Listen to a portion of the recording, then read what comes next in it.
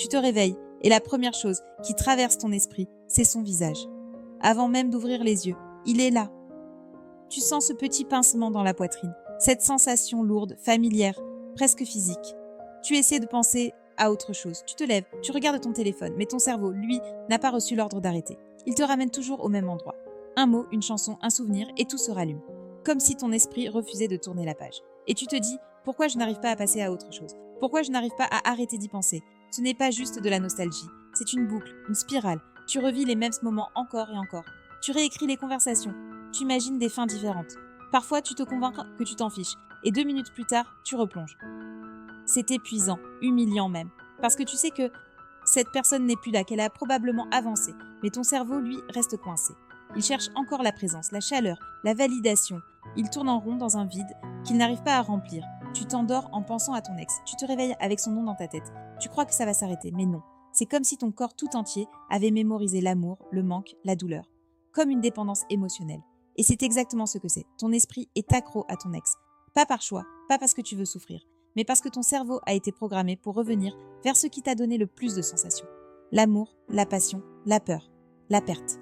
Tu es devenu ton propre bourreau sans le vouloir. Mais il faut que tu comprennes quelque chose. Tu n'es pas malade. Tu es juste humain. Tu es en train de vivre un sevrage.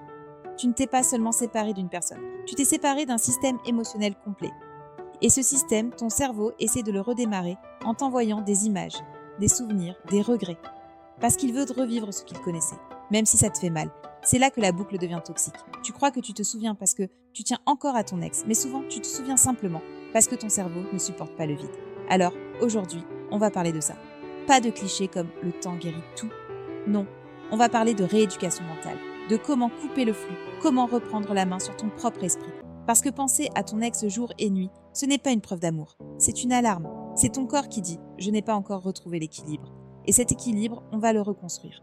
Pas en niant ta douleur, mais en la transformant. Tu crois que tu veux ton ex, mais en réalité, tu veux la paix.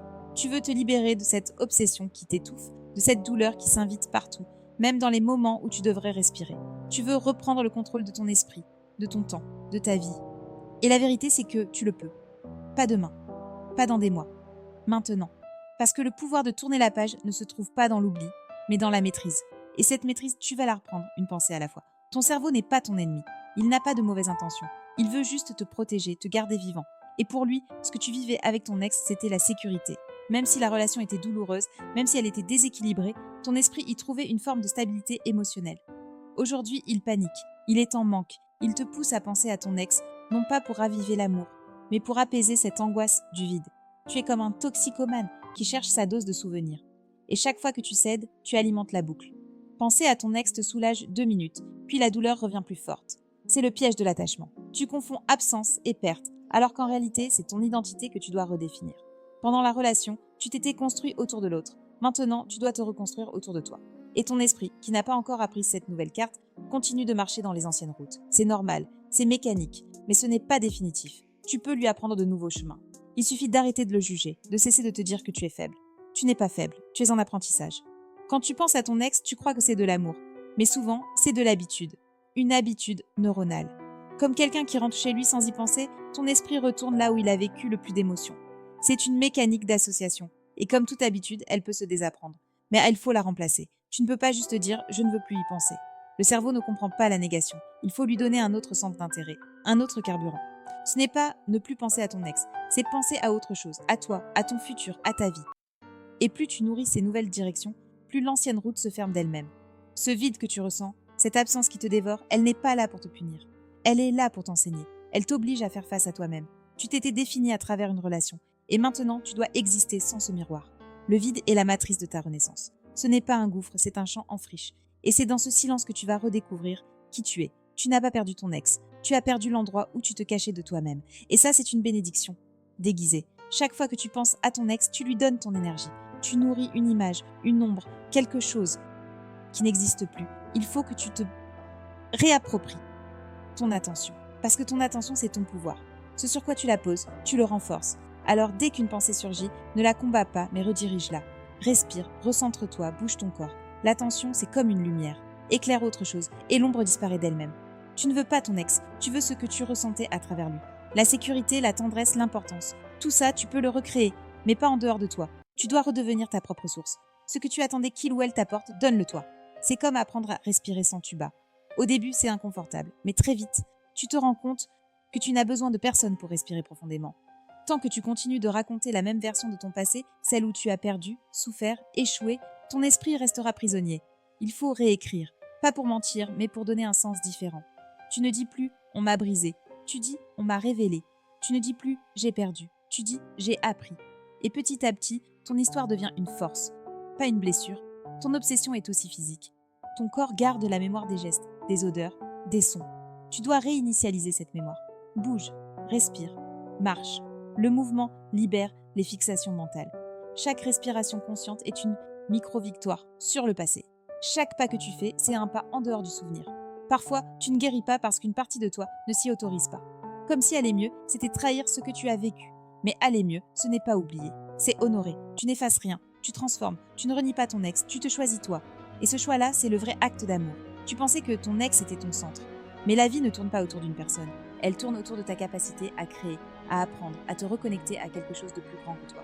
Reprends un projet, un rêve, une passion. Ce que tu mets dans ta vie aujourd'hui sera la réponse à ce que tu as perdu hier. Tu veux des réponses? Pourquoi c'est fini? Pourquoi il ou elle est parti? Pourquoi tu n'arrives pas à oublier? Mais certaines réponses ne viennent jamais. Et c'est peut-être ça, la paix. Accepter que tu n'auras pas toujours d'explication. Que certaines histoires sont des leçons, pas des équations.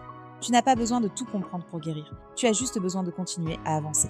C'est paradoxal, mais la gratitude est une arme puissante. Remercie ton ex intérieurement. Pas pour ce qu'il a fait, mais pour ce qu'il t'a appris. Parce qu'en te blessant, il t'a forcé à grandir. La douleur, c'est la forge des âmes fortes. Et si tu l'accueilles, elle se transforme en lumière. Un jour, sans prévenir, tu penseras à ton ex et tu ne sentiras plus rien. Pas de colère, pas de nostalgie, juste un calme doux. Ce jour-là, tu sauras que tu n'as pas oublié. Tu as guéri. Tu n'auras plus besoin de te battre contre les souvenirs, car ils n'auront plus de pouvoir sur toi. Tu pourras les regarder comme on regarde un vieux film qu'on a aimé mais qu'on n'a plus envie de revoir. C'est ça la paix, pas l'oubli mais la liberté. Tu sais, à un moment, on finit par s'épuiser. Pas parce qu'on manque d'amour, mais parce qu'on a trop donné à ce qui ne revient plus. Trop d'énergie, trop de souvenirs, trop de place dans la tête. Et puis un jour, quelque chose se brise. Pas dans le bruit, pas dans les larmes, mais dans un silence étrange, doux presque. Ce jour-là, tu comprends que tu n'as plus envie de courir, que tu n'as plus envie d'essayer de comprendre, ni de revivre, ni de réparer. Tu veux juste respirer. Respirer sans ce poids, sans cette voix, sans cette obsession qui s'invite dans tes rêves. Et c'est à ce moment précis que la guérison commence. Tu crois que tu dois oublier ton ex pour guérir. Mais ce n'est pas vrai. Tu n'as pas besoin d'oublier pour être libre. Tu as juste besoin de cesser de te battre contre ce qui est déjà passé. Tant que tu luttes, tu restes attaché. Tant que tu cherches à effacer, tu continues de donner de l'importance. L'oubli n'est pas la paix. La paix, c'est quand le souvenir existe encore. Mais qu'il ne fait plus mal. Quand tu peux penser à ton ex sans ressentir cette tension dans ta poitrine, sans ce vide dans ton ventre. C'est là que tu sais que tu as tourné la page. La vérité, c'est qu'on ne guérit jamais d'une rupture du jour au lendemain. Ce n'est pas un bouton qu'on éteint. C'est un long processus, fait de rechutes, de nuits blanches, de moments de lucidité et de retour en arrière. Mais chaque fois que tu traverses une douleur sans y résister, chaque fois que tu ressens sans te fuir, tu avances. Guérir, c'est ça, c'est tomber 1000 fois, mais te relever une de plus. C'est comprendre que tu n'as pas perdu quelqu'un. Tu as perdu une version de toi qui croyait que l'amour devait venir d'ailleurs.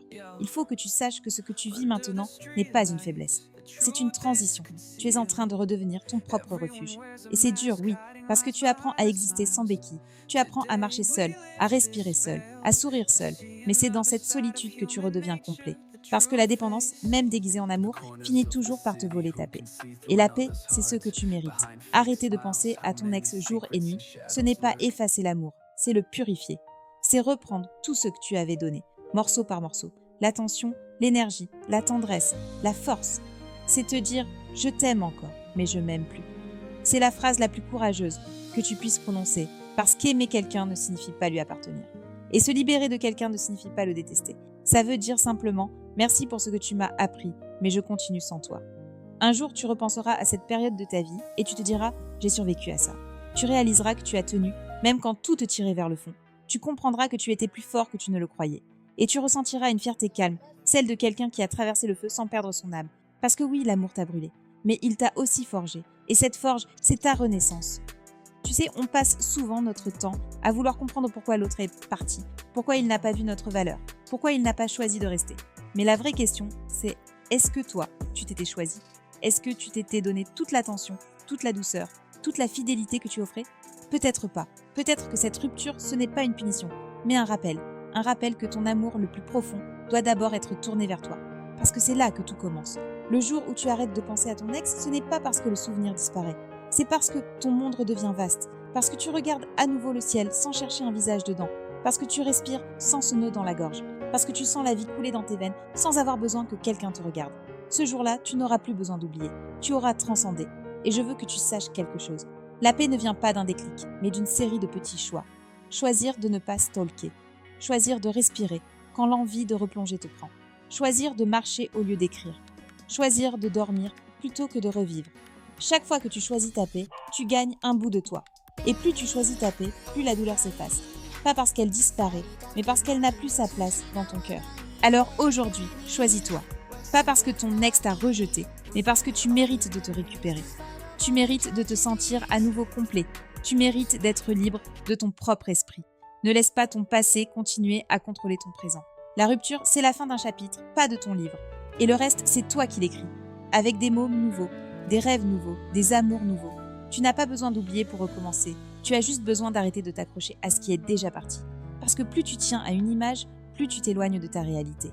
Et la réalité, c'est que tu es vivant, que tu as encore temps à vivre, que tu n'as rien perdu, que tu ne puisses recréer différemment. L'amour que tu cherches existe encore, mais il viendra dans une version plus apaisée, plus alignée, plus vraie. Parce que cette fois, il naîtra d'un cœur réparé.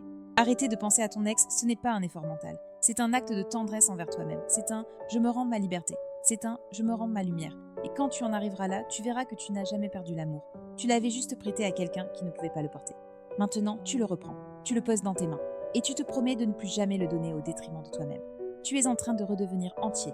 Et ça, c'est la plus belle chose qui puisse arriver à un être humain. Retrouver sa complétude après avoir cru qu'il lui manquait quelqu'un pour exister. L'amour ne t'a pas détruit. Il t'a initié. Il t'a appris que la dépendance n'est pas la tendresse. Que l'attachement n'est pas toujours la connexion. Et que l'absence n'est pas la fin. Tu n'es pas vide. Tu es en transformation.